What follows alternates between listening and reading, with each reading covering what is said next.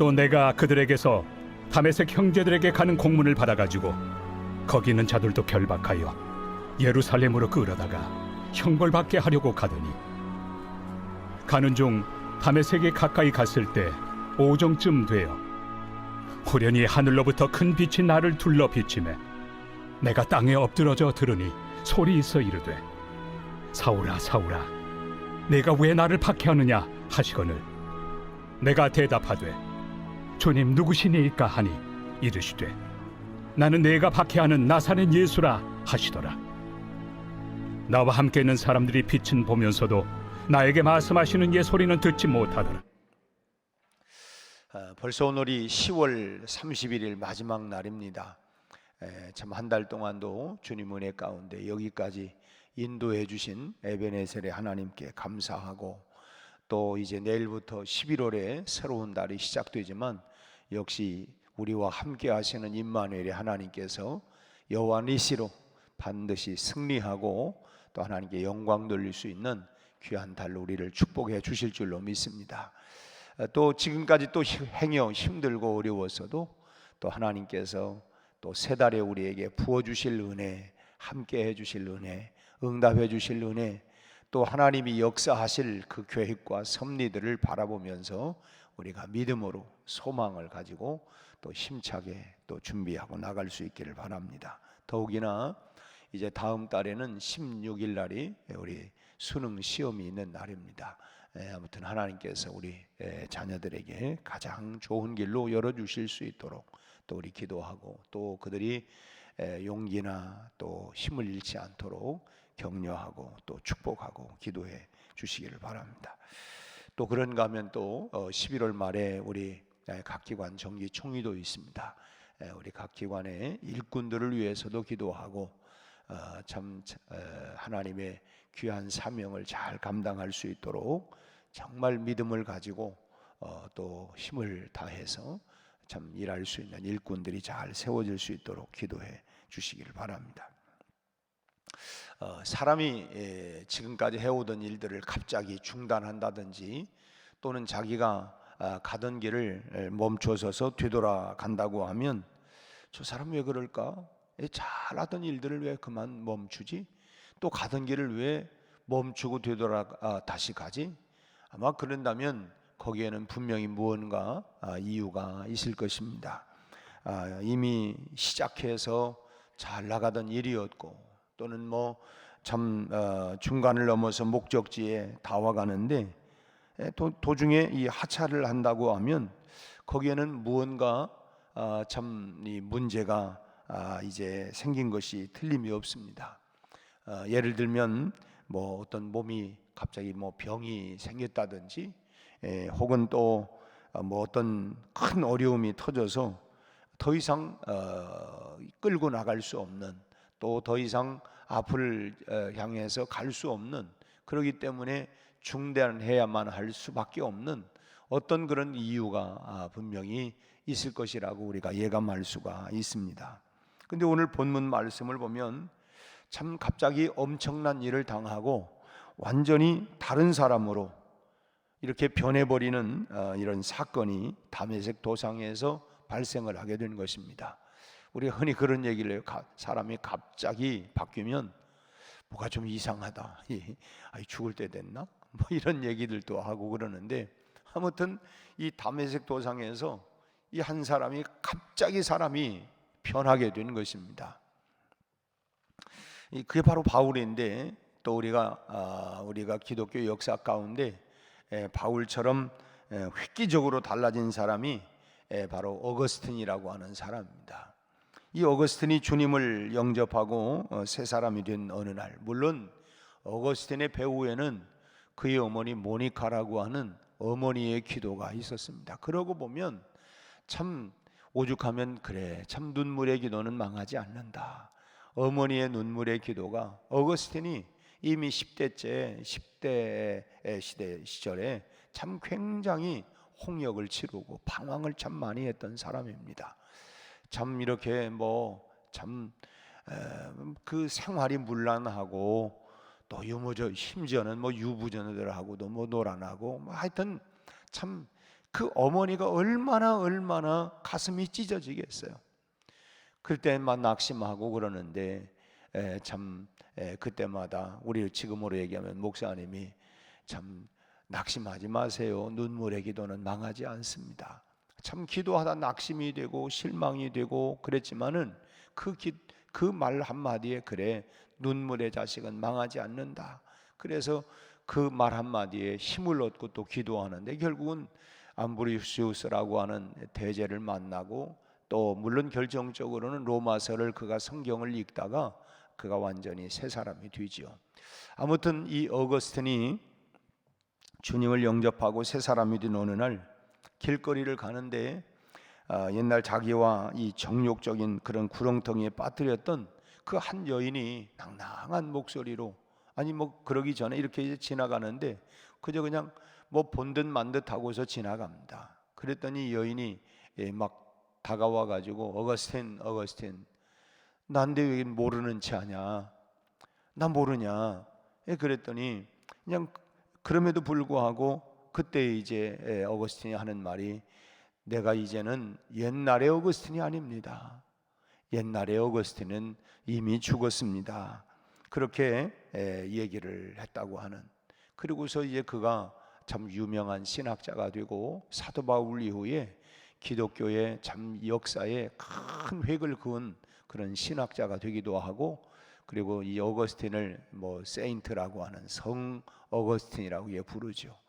참 그러니까 예수님을 만나고 BC와 AD 예수님을 만나기 전에 그의 삶은 참 그런 참 이 방탕한 삶이고 참 목적지가 없는 그런 삶이었지만 예수님을 만난 이후에 그의 삶은 참 정말 그리스도 안에서의 그의 삶은 완전히 뒤바뀐 참 이전 것은 지나갔으니 보라 새 것이 되었도다. 완전히 새 사람이 되어버린 담에색을 기준으로 해서 바울 사도의 그 전의 삶과 그 이후 예수님을 만난 이후의 그의 삶은 완전히 달라졌어요.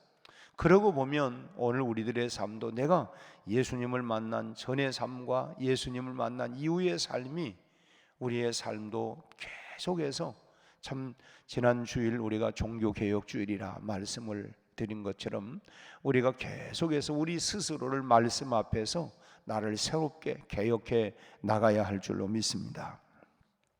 사람이 그 변하는 데는 두 가지 요인이 있다고 봅니다. 하나는 참 뭔가를 스스로 깨닫고 수도하는 가운데 자신을 발견하는 것이고 그래서 뭐 이 수도원에 또 뭐 그야말로 이렇게 깊은 척척 산중에 들어가서 뭐 소위 말하면 돌을 닦는다. 자기를 뭔가를 이 깨닫고 뭐 이런 경우들이 있을 것이고 또 하나는 타인에 의해서 바꿔지는 것인데 자신이 도를 깨닫고 스스로 변하는 것은 뭐 불교와 같은 참 이런 일반 종교에 통용되는 것입니다. 그러나 기독교는 변화의 출발점이 나 자신이 아니라 주님입니다. 참 여기에 깊은 의미가 있는 것입니다. 내가 아니라 참 내 속에 거하는 그리스도 예수로 말미암아서 우리가 변화가 일어나는 것. 그런 의미에서 바울은 지금 상상할 수 없는 일을 만나게 된 것입니다. 그러니까 어찌 보면 하나님의 입장에서 볼 때 야 저거 그대로 내버려뒀다가는 안 되겠다. 그래서 참 강력한 주님의 손에 붙들린 바 된 것이죠. 우리가 성경을 보면 이 소명에 관한 이야기들이 많이 나오고 있습니다. 예컨대 창세기 12장을 보면 아브라함의 그 소명장이라고 할 수가 있죠. 갈대아 우르에서 잘 아버지와 함께 사업하면서 참 잘 살고 있는데 하나님께서 어느 날 아브라함을 부르더니 내가 지시하는 곳으로 가라. 본토 친척 아비 집을 떠나 가라. 뭐 아무튼 이 아브라함의 소명장이 거기 나오고 있고 또 출애굽기 3장을 보면 가시나무 떨기 가운데에서 꺼지지 않는 불 속에서 신비해서 모세가 갔는데 거기서 모세야 내 신발을 벗어라. 그리고 내 백성에게로 가라. 뭐 이런 그 모세의 소명장이 있습니다. 또 그런가 하면 사무엘상 3장을 보면 사무엘의 소명에 대한 이야기가 나오죠. 참 그 그의 어머니 한나가 참 하나님 아들 하나 주시면 내가 이 아들 젖을 뗀 다음부터는 내가 하나님의 성전에 내가 맡기겠습니다. 서원을 하죠. 그리고 젖을 떼고 아닌 게 아니라 이제 그 엘리 제사장 밑에서 자랄 수 있도록 그래서 성전에 이제 들여보냅니다. 아무튼 그리고서 거기서 이제 어느 정도 나이가 들어가고 있는데 밤에 자는데 사무엘아 부르니까 얼른 제사장에 가가지고 지금으로 얘기하면 목사님 불렀습니까? 얘기할 나 너 부르지 않았다. 이런 일들이 3번씩 있었는데 그때 이제 너 또 그런 부르는 소리가 나면 주님 내가 여기 있습니다. 하나님이 너를 부르시는 것 같다. 그 사무엘상 3장에 이 사무엘의 소명에 대한 이야기, 하나님이 부르시는 그런 이야기가 거기 나오고 있습니다. 여러분 하나님께서 부르실 때에는 반드시 그 하나님의 깊은 섭리가 있고 계획이 있는 것입니다. 참 우리가 부를 때 물론 하나님의 특별한 그런 부르심도 있지만은 또 우리가 뭐 이를테면 내가 참 그리스도인으로 주님의 사람으로 부름받기도 하고 또 내가 예를 들면 목사로 또는 장로로 권사로 또는 집사로 이 부름받는 것도 우리가 흔히 하나님이 나를 부르시는구나. 누구를 통하여? 사람을 통해서, 목회자를 통해서 하나님이 나를 부르시는 그런 소명에 관한 것을 우리는 분명히 우리가 들어야 된다고 하는 거예요.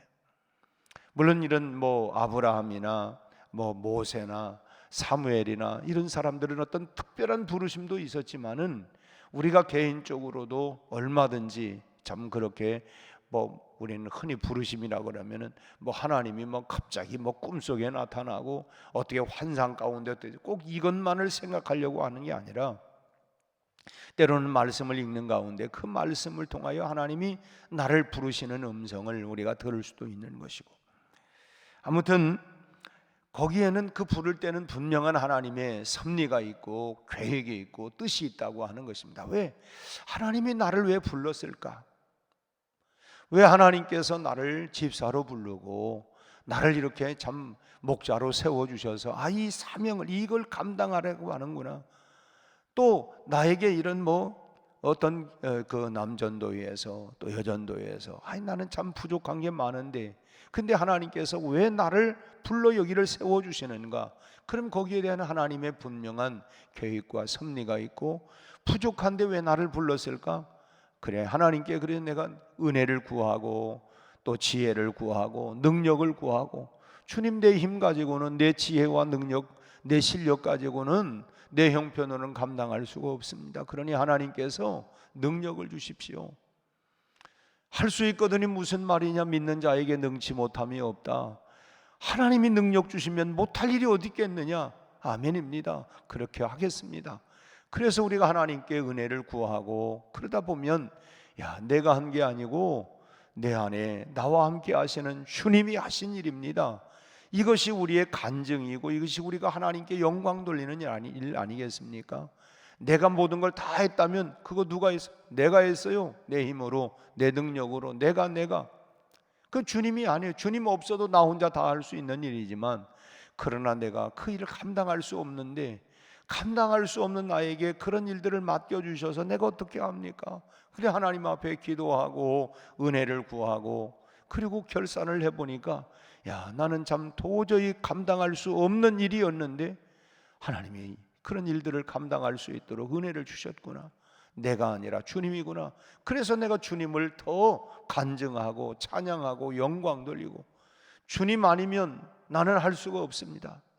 주님의 은혜가 아니면 할 수가 없습니다. 이것이 우리의 간증이고 이것이 우리가 주님 앞에 더 영광 돌리고 감사해야 할 이유가 되는 것이죠. 사도 바울은 오늘 주님께서 7절 말씀을 보면 사울아 사울아 왜 어찌해서 나를 핍박하느냐라고 이렇게 부르면서 참 그런 때를 지금 사도 바울이 지금 회상을 하는 거예요. 그 다메섹 도상에서 너 왜 나를 그렇게 핍박해? 나하고 무슨 원수지간이 있기에 그때를 지금 회상을 하는 것입니다. 그러니까 지금 그때 상황은 지금 바울이 부끄러운 일로 주님의 부름을 받고 있는 거 자랑스럽고 뭐 굉장한 일을 하다가 부름받은 게 아니라 너 왜 그렇게 그냥 나를 그렇게 핍박하는 거야? 참 지금까지 해왔던 많은 핍박의 일들이 결국은 자기는 자랑스럽고, 야 내가 이거는 뭐 정말 열심을 가지고 율법적으로 내가 잘하는 일이라고, 스스로가 잘하는 일이라고 자부심을 가지고 해왔는데, 주님은 너 왜 나 핍박하느냐? 그게 소위 말하면 쓸데없는 일들도 그렇게 헛된 일들을 그렇게 열심을 갖고 하고 있느냐? 참 그러니까 참 유익이 없음을 알게 하시기 위해서 지금 사도 바울을 부르시고 계신 것입니다. 그러니까 바울에게 이 부름이라고 하는 것은 어찌 보면 너 왜 핍박하느냐, 이 말 속에는 너 인생의 방향 설정을 다시 해라. 너 그렇게 헛된 일 붙잡고 열심 내지 말고 네 인생의 방향을 새롭게 설정을 해야 되겠다. 또 사는 목적이 무엇인가를 재정립해라. 너 우리가 흔히 그렇죠. 무엇을 먹고 마시고 입을까 염려하지 말고 너희는 먼저 그의 나라와 의를 구하라. 우리가 살아가는 모든 삶의 목적이 어떻게 하면 내가 좀 잘 살아볼까? 어떻게 하면 내가 좀 좋은 집에 살 수 있을까? 좋은 걸 먹을 수 있을까? 어떻게 하면 더 편리하게 살 수 있을까? 어찌 보면 우리가 참 무엇을 먹고 마시고 입을까 하는 이런 부분들이 참 많은 부분들을 차지하고 있죠. 그게 필요 없는 건 아니지만, 그러나 그런 것이 우리가, 그러나 오늘 그것보다는 너희가 먼저 그의 나라와 의를 먼저 구하라. 내가 인생을 살아가는 목적이 뭐냐? 내가 참 좋은 직장을 구하려고 하고 좋은 학교에 들어가려고 하고 더 많은 돈을 벌려고 하고, 그 목적이 뭐냐? 목적이 사는 목적이 뭐며, 돈 벌려고 하는 게 목적이 뭐며, 그 목적이 뭐냐? 그 목적이 뭐냐? 그 부르심, 그러니까 너 지금까지 잘 산다고 많이 배웠다고 하고, 네가 좋은 가문에서 태어났다고 얘기를 하고, 또 뭐 그 열심이라고, 율법의 열심이라고 하는데, 그 네가 좀 그걸 해서 지금 그 목적이 뭐냐? 이러한 목적을 가지고 주님이 지금 다메섹 도상에서 바울의 결국은 무릎을 꿇게 만들었던 것입니다. 내가 지금 잘 산다고 살고 뭔가 열심이라고 했는데 그게 아니구나. 내 사는 목적이 이게 참 그게 아니구나. 그게 아니구나. 이 부르심에 바울은 인생 최대의 충격을 받은 것입니다. 나 그냥 잘 산다고 생각을 했는데 그게 아니네. 우리도 뭐 그런 거 있잖아요. 뭐 이를테면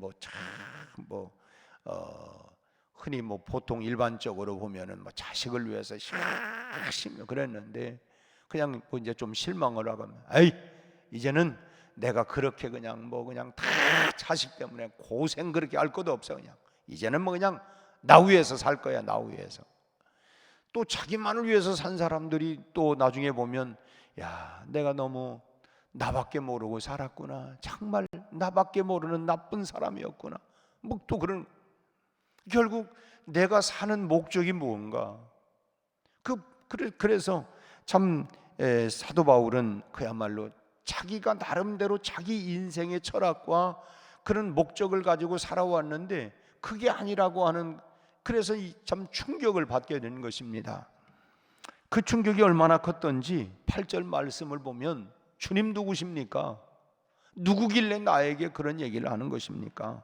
묻는 바울의 물음 속에서 우리가 찾아볼 수 있는 것이죠. 우리도 주님이 누구신가를 분명히 알아야 합니다.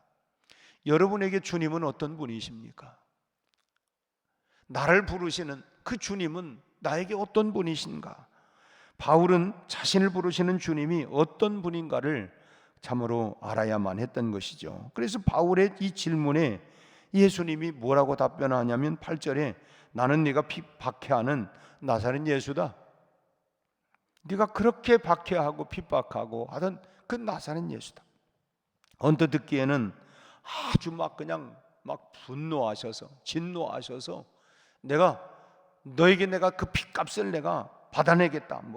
그렇기 위해서 찾아오신 그런 주님의 음성처럼 들리지만, 그러나 핏값을 받아내기 위해서 주님이 찾아온 것은 맞기는 하지만 지금 이 사울이라고 하는 바울, 그 사람에게 보응하려고 하는 차원에서 찾아온 것이 아닙니다. 지금 바울의 손에 핍박당하고 있는 성도들의 핏값을 받아내려고는 하지만은, 그러나 바울을 심판하기 위해서가 아니라 이 바울을 지금 영혼 구원을 위한 일꾼으로 불러내서, 네가 그동안 그 믿는 사람에게 핍박을 했는데 그 사람들의 영혼, 그 사람들의 핏값이 얼마나 중요한가. 그래서 그 일꾼으로 불러서 참 세상에 아직도 구원받아야 할 수많은 뭇 영혼들을 구원함으로써 그 대가를 치르도록 하기 위해서 찾아오신 것입니다. 그래서 너를 내가 이방인의 사도로 만들겠다.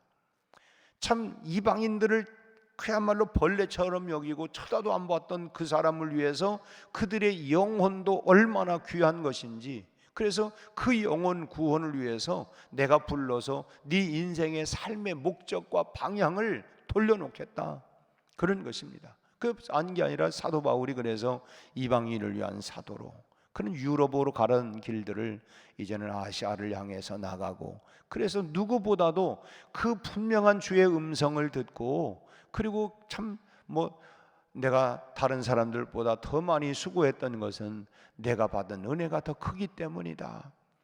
참 우리가 부르는 찬송가, 나 같은 죄인이 용서함 받아서 주 앞에 옳다함 얻음은 확실히 믿기는 어린 양 예수의 그 피로 말미암아 속죄함을 얻었습니다. 그래서 이것이 그에게는 그 예수 그리스도의 십자가의 이 피가 아주 선명하기 때문에 내가 다른 사람보다 그 은혜가 너무 큽니다. 그래서 내가 더 많이 수고하고 더 많이 하는 것은 내가 더 많은 은혜를 받았기 때문입니다. 그렇게 자기 스스로가 얘기하는 거예요. 우리도 그러지 않습니까? 남달리 열심 내는 걸 보면, 야, 도대체 저 사람은 어떻게 그럴까? 자기 마음 가운데 남다른 은혜가 있는 거예요. 나는 주님의 은혜가 너무 큽니다. 그 은혜에 정말 너무너무 감사하고, 그 감사를 뛰어넘어서 나를 감격시키고 나를 감동시키기 때문에, 그 은혜가 나를 감동시키고 그 은혜가 나를 끌고 가기 때문에 다른 사람들이 볼 때는 야, 이 보통 아니고 참 그 넘게 열심히 내는구나 하는 건데, 사실은 내 안에 그 하나님의 그 놀라운 그 크신 사랑 측량할 수 없고, 바다를 먹물로 삼고 하늘을 두루마리 삼아도 하나님의 그 은혜, 내게 주신 은혜와 그 사랑을 내가 다 표현할 수가 없습니다. 그게 참으로 은혜 받은 그런 사람들의 그런 그 간증이고 그런 고백 아니겠습니까? 여러분, 나를 핍박하는 사람을 위해서 기도해야만 하는 이유가 바로 거기에 있고, 내가 전도해야만 하는 이유가 바로 거기에 있는 것입니다. 나를 구원하신 하나님께서, 사도 바울을 구원하신 하나님께서 참으로 이방인들을 구원하려고 하는 그들의 영혼도 소중하구나. 오늘 우리가 화요 전도를 현장을 나갑니다. 천하보다 귀한 영혼들, 우리가 볼 때는 아유 저 사람들 그냥 안 믿으면 말지, 왜 아니라 그럼에도 불구하고 저들을 구원하고자 하는 내 영혼이나 그 사람들의 영혼이나 똑같이 다 소중하기 때문에 사울을 찾아오셨던 주님이 오늘 우리를 찾아오셨고, 나를 찾아오신 주님이 또 저들을 또 찾아갈 수 있도록 나를 불러주셔서 너희는 가라, 모든 민족으로 제자를 삼을 그때까지 너희는 가라고 우리에게 말씀하시는 것이죠. 바울조차도 사랑하신 하나님의 자녀들이기 때문에 우리를 핍박하는 자를 위해서도 우리가 진실한 마음으로 기도할 수 있어야 할 것이고, 하나님이 예수를 모르고 바울처럼 살던 우리들을, 과거의 우리들을 참 구원해 주셨기 까닭에 우리도 또한 바울처럼 영혼을 살리는 일에 우리가 적극적으로 나서지 않으면 안 되겠다고 하는 것입니다. 요즘 저출산으로 우리나라도 참 심각해지고 있습니다. 이렇게 나가면 그러면 다음 세대는 뭔가? 스스로 우리 대한민국이라고 하는 나라는 그냥 참여할 수, 왜? 더 이상 낳지를 않는다면 그러면 어떻게 되겠는가? 이 나라의 미래는 어떻게 되겠는가? 참 안타까운 모습을 보는 것처럼 우리가 영혼 구원에 열정을 내지 않는다고 한다면, 그러면 물론 그렇죠. 하나님은 또 다른 사람을 통해서 또 하나님은 일하시겠죠. 내가 하지 않는다고 안 되는 게 아니라 누군가를 통해서, 그러나 그 누군가가 주님 내가 여기 있습니다, 나를 보내주십시오, 참 그렇게 이사야처럼 주님, 내가 부족하지만 나를 사용해 주세요. 내 손을 사용해 주시고 내 능력을 사용해 주시고 내 기술을 사용해 주시고 또 내 마음을 사용해 주시고 또 뭐 내 입을 사용해 주시고. 여러분, 뭔가 내가 부족하지만은 참 그야말로 내가 몽당연필과 같이, 테레사 수녀가 그저 막 사람들이 얘기하니까 아닙니다. 나는 몽당연필과 같은 사람입니다. 이 몽당연필이라고 하는 게 우리가 지금은 물자가 풍부하지만 옛날에는 물자가 그래서 이 뭐 연필을 쓰고 뭐 이제 쪼만해지면 볼펜 뚜껑에다가 끼워가지고 그래서 그냥 마지막까지 쓰던 그런 시절이 있지 않았습니까? 그런 것처럼 참 나는 정말 이 몽당연필과 같이 내 스스로는 할 수 있는 게 아무것도 없지만 하나님의 손에 붙들림 받으어서 이 마지막 내 생애가 그렇게 쓰임 받은 나는 몽당연필과 같은 사람입니다. 그런 얘기를 해요. 내가 부족하지만 주님의 손에 붙들림 받으어서 마지막까지 내가 주님 앞에 쓰임 받을 수 있도록 여러분, 하나님께서 그런 은혜를 주시고 또 우리 모두가 각자 그렇게 붙들림 받으어서 마지막까지, 참 마지막 최후 순간까지 우리가 쓰임 받는 하나님의 귀한 일꾼들이 다 되시기를 주의 이름으로 축복합니다.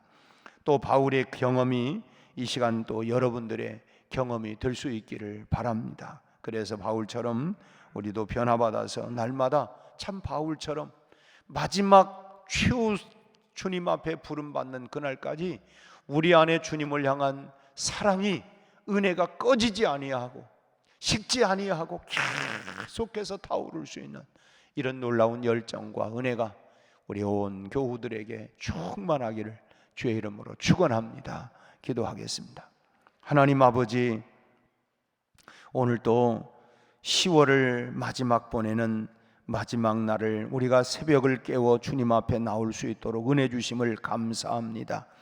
우리 아버지 하나님, 하루하루 한 달 한 달 우리 하나님께서 지켜 보호하시고 지난 10달 동안도 눈동자와 같이 어려움 가운데, 위험 가운데, 또 우리 아버지 하나님 고난 가운데 지켜주신 것을 감사합니다.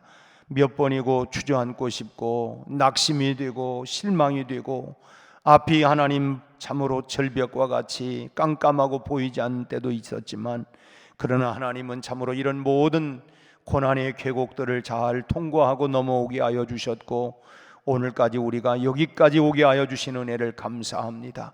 우리의 앞을 보아도 깜깜하고 답답하고 어려움들이 아직도 산적해 있지만, 그러나 하나님, 나는 할 수 없지만 주님과 함께하면 능히 우리도 세상 끝나는 날까지 함께 하실 주님을 의지하여 승리할 줄로 믿습니다. 주님, 다시 한번 지치고 고나고 낙심된 우리 교우들을 꼭 붙잡아 주셔서 주님이여 이 손을 꼭 잡고 가소서. 우리가 부르는 찬송과 같이 우리 한 사람 한 사람 주님의 손으로 붙잡아 주셔서 우리 하나님 믿음의 길을 하나님이여 참으로 달려가게 하시고 사명의 길을 걸어가게 하여 주옵시고 주님의 부르심을 따라서 주님과 함께 승리의 삶을 살아가는 우리 모든 성도들이 되게 하여 주옵소서. 다시 한번 하나님, 식어진 우리 가슴에 은혜의 불을, 성령의 불을 일으켜 주시옵시고 다시 한번 우리의 심령이 따뜻해질 뿐만 아니라 뜨거워지게 해주셔서 그 뜨거운 열정과 사랑으로 참으로 주님 오시는 그날까지, 우리가 마지막 세상을 하나님이여 참으로 마무리하는 그날까지 다름질할 수 있도록 주여 역사하여 주옵소서. 기도의 불을 일으켜 주시고 사명의 불을 일으켜 주시고 사랑의 불을 일으켜 주시고 섬김의 불을 일으켜 주시고 주여 우리에게 식어진 가슴마다 불을 일으켜 주옵소서. 새롭게 하여 주옵소서. 일어나 함께 가게 하여 주옵소서. 우리 아버지 하나님, 오는 때까지 우리가 주저앉고 낙심하고 원망하고 불평하며 살아가겠습니까? 이제는 하나님이여 일어서게 하여 주옵시고 감사로 믿음으로 우리 하나님 사명으로 일어서게 하여 주옵시고 가슴마다 하나님 불을 일으켜 주시기를 바라옵고 원합니다. 오늘 하나님이여 또하여 전도의 날입니다. 주여 전도의 현장마다 성령님 함께하여 주옵시고 강팍하고 완악하고 돌같이 굳어버린 심령들마다 우리 하나님 저들의 마음을 기경하여 주옵시고 우리가 하나님 주님의 명령을 따라가서 복음을 전할 때마다 이 복음이 하나님이여 저희들에게 불이 되게 하시고 능력이 되게 하여 주셔서 사울을 바울로 변화시켰던 하나님의 능력의 역사가 나타나게 하여 주시옵소서. 우리를 사용해 주시기를 바라옵고 원합니다. 우리 하나님 참으로 우리 수험생들을 축복해 주시고 또 한 해 동안 하나님이여 각 기관에서 목장에 섬겨오신 모든 사역자들을 축복하시고 또 다른 하나님의 일꾼들을 또 하나님이 일으켜 주셔서 우리 하나님 72년의 또 다른 역사를 이어나갈 수 있도록 거룩한 사명자 일꾼들 하나님 일으켜 주시옵소서. 오늘 또 하나님 이 새벽에 기도의 제목을 가지고 주님 앞에 나가는 우리 온 성도들마다 저들의 기도를 응답해 주시옵소서. 예수님의 이름으로 기도하옵나이다. 아멘.